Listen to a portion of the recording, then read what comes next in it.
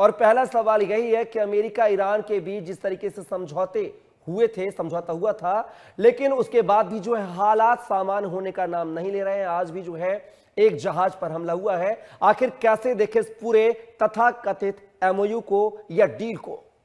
तो कपिल जी, शुरुआत यहां से करेंगे। देखिए, ये बड़ी घटना है। एमओयू का एक बहुत इंपॉर्टेंट पहलू था, किसी भी जहाज पे हमला नहीं होगा, किसी भी जहाज पे आईआरजीसी हमला नहीं करेगा। कल देर रात ये हमला हुआ, पता नहीं किसने किया, क्या किया, पर आज सुबह सुबह अमेरिका का दावा है जी ईरान ने हमला किया। हमने कहा चलो अमेरिका कहता, भाई उससे क्या होता। आईआरजीसी ने ये बिल्कुल क्लियर कर दिया और एक फोटो एक वीडियो भी जारी कर दिया, हमने शिप पे हमला किया।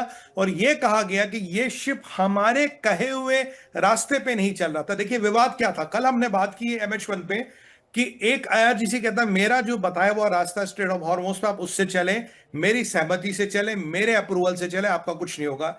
एक रास्ता अमेरिका ने दे रखा कि आप इस पे चले, वहां से भी कुछ नहीं होगा।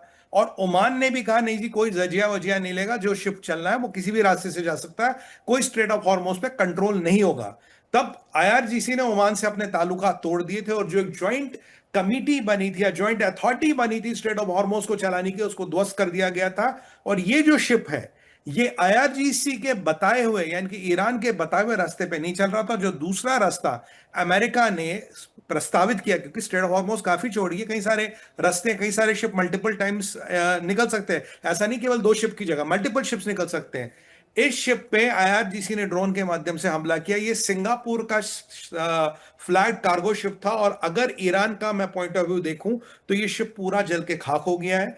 अमेरिका का पॉइंट ऑफ व्यू है और बाकियों का कि शिप पे अटैक हुआ, शिप में आग लग गई है। अभी जो इसमें सेलर्स है यानी कि जो नाविक है, उनकी परिस्थिति को लेके कुछ पता नहीं। काफी नाविक इसमें फंसे पड़े हैं, 100 से ज्यादा नाविक है। अगर मैं ईरान के साइड के फोटो देखूं तो मुझे ये बताते हुए बड़ा संकोच हो रहा है कि हो सकता है कुछ हमारे नाविक भाई तो सारे हमारे दुनिया वसुदेव कुटुंबम को हम मानते हैं, कहीं ना कहीं हो, भगवान न करे, मृत्यु को प्राप्त हो गई। ये पूरी पूरी संभावना है। अभी उस चीज को लेके क्लैरिटी नहीं है, पर आप मान के चलिए शिप ध्वस्त हो गया।